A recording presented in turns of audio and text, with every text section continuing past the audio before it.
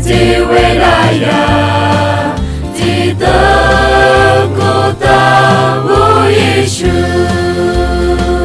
yang letalah tak temu dalih ya udah di tegulah seraya pia semai tak temilala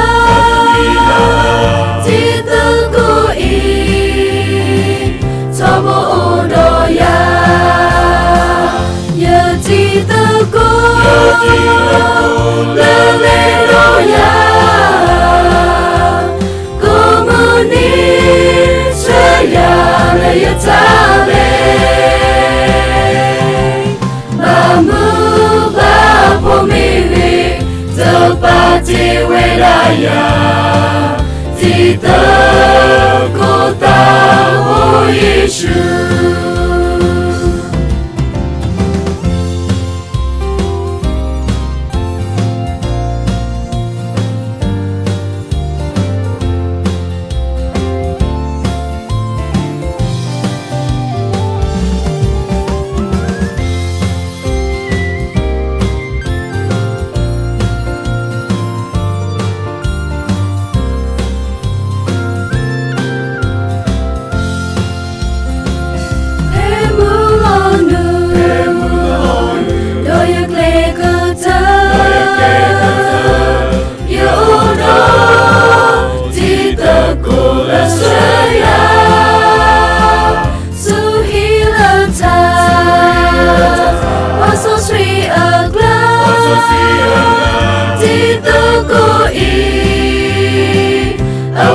Australia,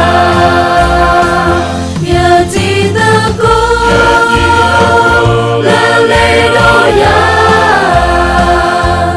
komunis raya layatale, mamu bapo miri tepat di wilayah di kota Yesus.